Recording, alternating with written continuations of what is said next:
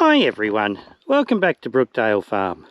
Well, it's been incredibly hot here and it's been very hard to get outside and get too much work done.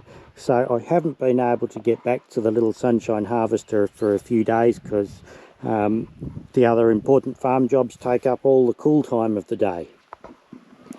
The next step with this little harvester is we're going to take the front off here. So we want to take the straw chopper off, we'll take this lid off and we'll take the beater drum off from inside, and that will allow us just to get in under here and assess how bad everything is in there. Probably we're also going to take the fingers off. They need to be straightened out a bit, and there's a bit of work to do to all of the fingers. They're designed to just unclip. There's one bolt that clamps them in place. But yeah, once we get all of this off, we can assess what's going on further inside.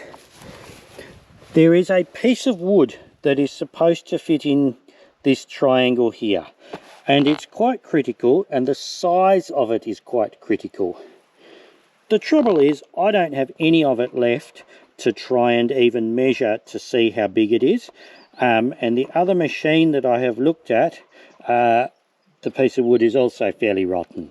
So we're going to see if we can get things far enough apart to see if we can work out what size that piece of wood should be. So I think it should go from here down to here. I think it's sort of got a bit of a square lip in it, but then it's got to have a curve that matches this curve here in the front face of it. And it's a triangular piece anyway, so we'll see if we can get some idea as to what size wood we need to try and find for that. So the first thing we're going to do is take the straw chopper arrangement off the front.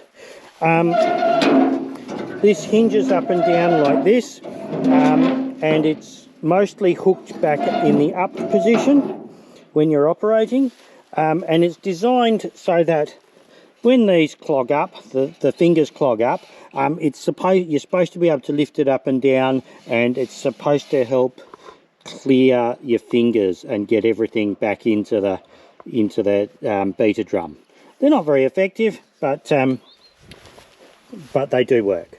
So we've got 2 bolts on either end that we've got to undo, and that should all just lift off. After we've done that, we've got 4 sets of hinges down along here, and there's not a lot left of these nuts left, so we're probably just going to chop them off with a cold chisel, and we'll have to find new nuts and bolts for that, but that's okay, we can do that. Then this hinged section should lift out, and then we'll come back and have a look at the beater drum that's in under here later.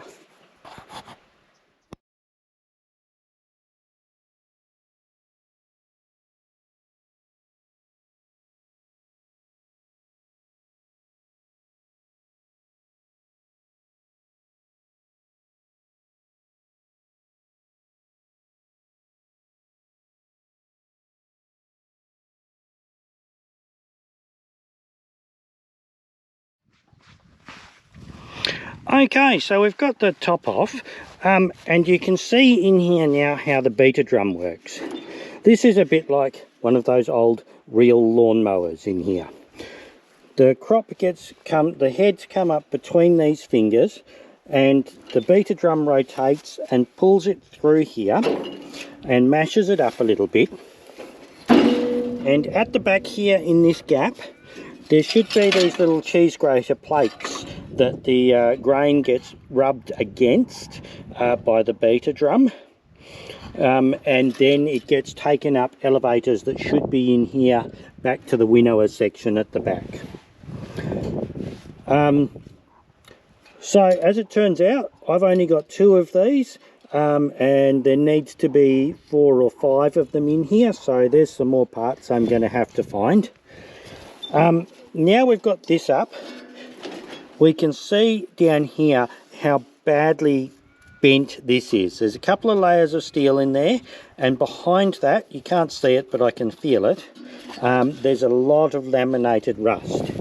So if I bring the camera down and under here, you can see it in here, just how much laminated rust there is in there that we're going to have to get out. That's all the way along. And that is what has caused, part of what's caused the fingers to be all uneven along here as well. So next we're going to undo the pinch bolts on the 3 bearings, and we're going to lift the reel out.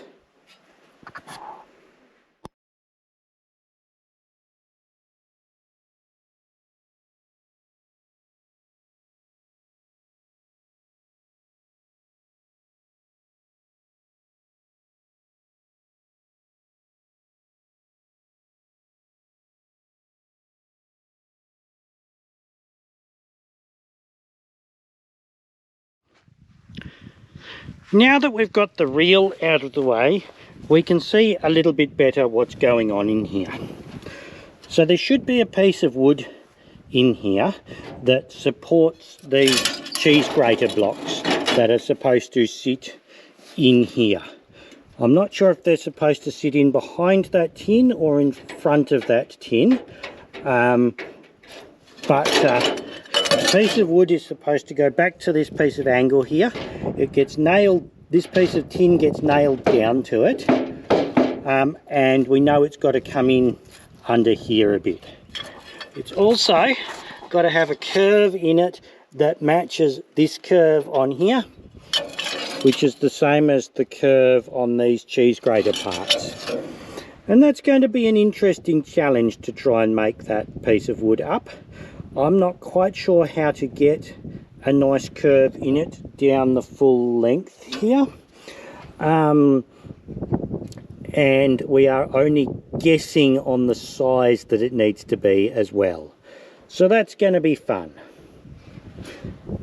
The next thing we're going to do is we're going to take off as many of these fingers as we can get off. If I come underneath here, there's a whole row of bolts. Each finger has its own nut with a taper head bolt going up through here, so you loosen them off and in theory they just unclip, but there's an awful lot of bolts to try and undo. So far I've managed to loosen one of them, and a lot of these nuts are not in great condition, so we're probably going to be chopping some of these off with the cold chisel as well.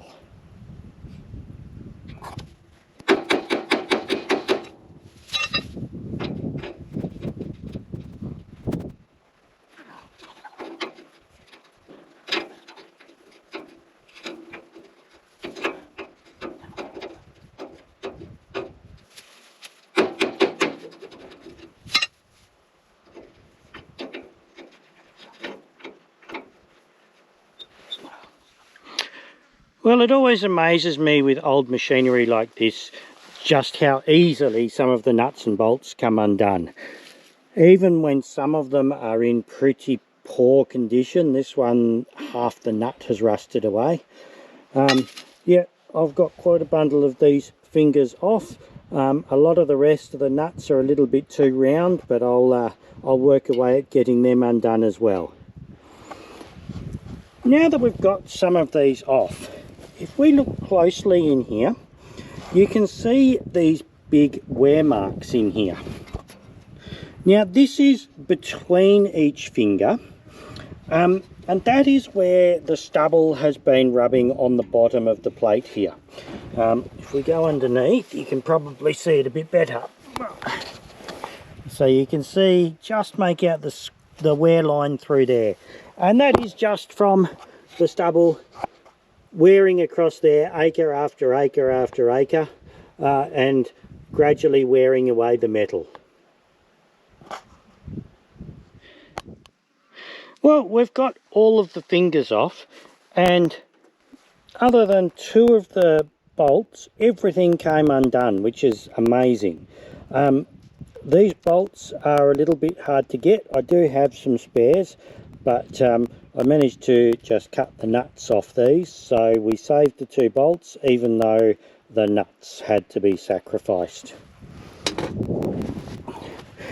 Interestingly, I was showing you that wear before on the front, and there's 2 wear strips on here, which I didn't know about, but this really shows you how much that stubble gradually over time just wears away at the steel. You can see every notch in there is a gap between the fingers. Where there's a couple of different notches, that's where somebody has adjusted it at some stage and moved the fingers up or down for heavier or lighter crops. Now, the other interesting thing that we found while we were poking around, we knocked a bit of grease out of here. And I'll take you over here. It's always fascinating what you find some preserved in the grease. So this is the grease here, and there's wheat and oats very nicely preserved in there from last time this machine was used, which is pretty incredible really. Those grains are really well preserved. This machine probably hasn't been used since the 50s. The guy I got it from 10 years ago said he'd had it sitting under the tree for 15 years, and the guy he got it from had it sitting there for under a different tree for 20 years, so it's certainly at least 50 years since this machine's been used.